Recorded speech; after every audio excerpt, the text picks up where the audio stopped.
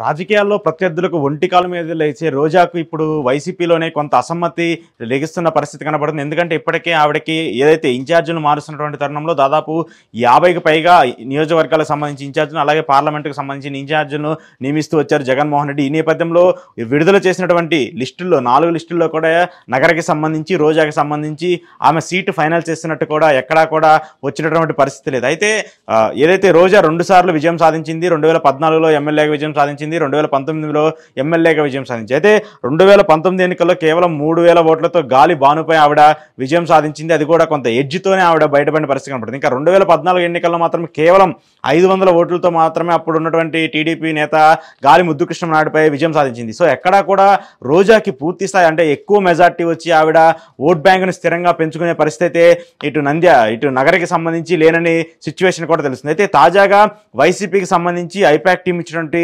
రిపోర్ట్లో రోజాకి కొంత వ్యతిరేకత ఉన్నట్టు కూడా తెలుస్తూ వస్తుంది.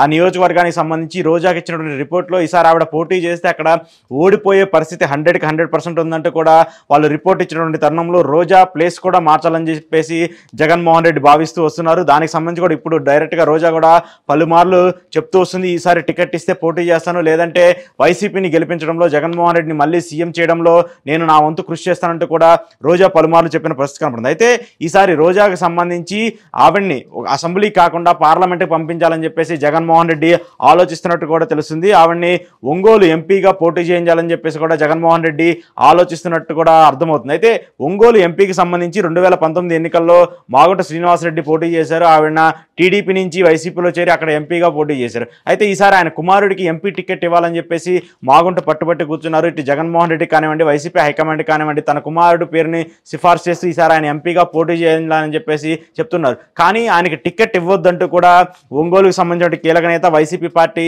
ముఖ్య నేతగా ఉన్నటువంటి వైవి సుబ్బారెడ్డి ఈ మాగుంట ఎంపీ పదవిని మాత్రం విమర్శిస్తూ ఉన్నారు. ఈసారి ఆయనకి ఇస్తే మాత్రం అక్కడ ఓడిపోయేందుకు ఎక్కువ అవకాశాలు ఉంటాయి కాబట్టి ఆయనకి ఇవ్వద్దంటూ కూడా చెప్తూ వస్తున్నారు. కానీ మాజీ మంత్రిగా ఉండి ఒంగోలు జిల్లాకు సంబంధించి వైసీపీ జిల్లా నేతగా ఉన్నటువంటి బాలినేని శ్రీనివాసరెడ్డి మాత్రం ఖచ్చితంగా మాగుంటకి టికెట్ ఇవ్వాలని చెప్పేసి జగన్మోహన్ రెడ్డి దగ్గర పట్టుపట్టి కూర్చున్నప్పటికీ కూడా ఆయన మాత్రం సుముఖత చెబుతున్నటువంటి పరిస్థితి ఎక్కడా కనిపించలేదు. ఒకవేళ వైసీపీ నుంచి టికెట్ రాకపోతే మాత్రం ఆయన టీడీపీలో చేరి మళ్ళీ టీడీపీ నుంచి ఎంపీగా పోటీ చేయాలని చెప్పేసి కూడా మాగుంట ప్లాన్ చేసుకుంటూ వస్తున్నారు. కానీ అక్కడ మాత్రం ఒంగోలు పార్లమెంట్కి సంబంధించి మిగతా పార్లమెంట్ నియోజకవర్గాలపైన కొంత క్లారిటీ ఉన్నప్పటికీ ఒంగోలులో మాత్రం రాజకీయ గోల మాత్రము నెలకొందనేది కూడా చెప్పొచ్చు. రోజుకొక పేరు అక్కడ తెరపైకి వస్తుంది.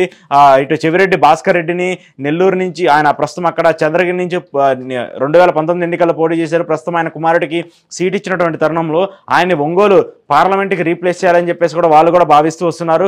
ఒకవేళ గత కొంతకాలంగా ఏదైతే చెవిరెడ్డి భాస్కర్ రెడ్డి అక్కడ పోటీ చేయించాలని చెప్పేసి ఒక వార్త వినిపిస్తున్న నేపథ్యంలో గత 2 రోజులుగా ఇప్పుడు తాజాగా రోజాని తీసుకొచ్చి అక్కడ రీప్లేస్ చేయాలని చెప్పేసి కూడా భావిస్తూ వస్తున్నారు. ఒకవేళ రోజాని ఒంగోలు పార్లమెంట్ నుంచి పోటీ చేస్తే అక్కడ గెలిచేందుకు ఎంత అవకాశం ఉంటుందనేది కూడా చూడాల్సి ఉంది. కానీ అక్కడ పోటీ చేస్తారా లేదా అనేది మాత్రము కొంత సస్పెన్స్గా ఉంది. కానీ నగరిలో ముఖ్యంగా చిత్తూరు జిల్లాకు సంబంధించి అక్కడ ఉన్నటువంటి మంత్రి పెద్దిరెడ్డి రామచంద్రారెడ్డి ఆ జిల్లాకు సంబంధించి వైసీపీ పార్టీకి సంబంధించి ఎక్కువ ఆధిపత్యాన్ని ప్రదర్శిస్తూ ఉంటారు. జిల్లాకు సంబంధించి ఏ కార్యక్రమాలు ఉన్నా కానివ్వండి, వైసీపీ పార్టీకి సంబంధించి ఏ ప్రోగ్రామ్స్ ఉన్నా కూడా ఆయన చేతుల మీదగానే జరుగుతూ ఉంటుంది. కానీ ఎక్కడా కూడా రోజాకి ఆయనకి ఉన్నటువంటి విభేదాల వల్ల కూడా వీళ్ళిద్దరి మధ్య ఉన్నటువంటి గ్యాప్ని కూడా ఎప్పుడూ కూడా పార్టీ పూడ్చడానికి కూడా ట్రై చేయలేదు. కానీ అంతేకాకుండా నగరికి సంబంధించి కూడా గతంలో ఏదైతే కేజే శాంతి మధ్య ఉన్నటువంటి విభేదాలు కానివ్వండి, రోజా మధ్య ఉన్నటువంటి విభేదాలు కానివ్వండి నగర నియోజకవర్గంలోనే ఎక్కువగా ఉంటాయి. నగరిలో దాదాపు రోజాకి వ్యతిరేకంగా 2-3 గ్రూపులు తయారైనటువంటి పరిస్థితిని కూడా మనం చూస్తూ వచ్చాం. ఈ నేపథ్యంలో రోజాకి కానీ సీట్ ఇస్తే ఈసారి వాళ్ళందరూ కూడా ఏకమై రోజాని ఓడించడానికి మేము ప్రయత్నిస్తూ ఉంటామని చెప్పేసి కూడా డైరెక్ట్గానే బహిరంగంగానే చెప్పిన పరిస్థితి నేపథ్యంలో ఈసారి రోజాకి టికెట్ ఇచ్చేందుకు మాత్రము వైసీపీ అధిష్టానం కానివ్వండి, జగన్మోహన్ రెడ్డి కానివ్వండి చూస్తున్నట్టయితే ఖచ్చితంగా ఈ పరిస్థితుల్లో కనపట్లేదు.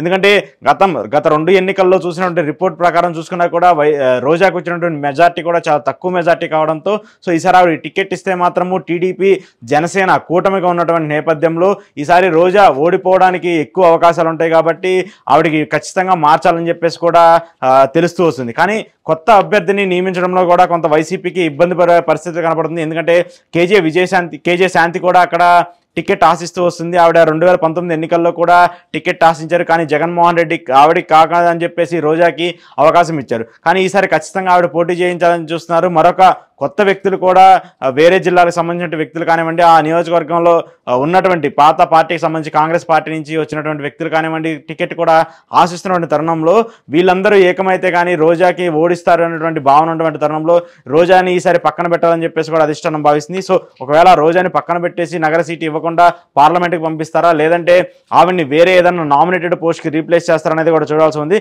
కానీ ఒంగోలు పార్లమెంట్కి సంబంధించి కానివ్వండి, నగర సీటుకి సంబంధించి కానివ్వండి ఎక్కడా కూడా స్పష్టత రావట్లేదు.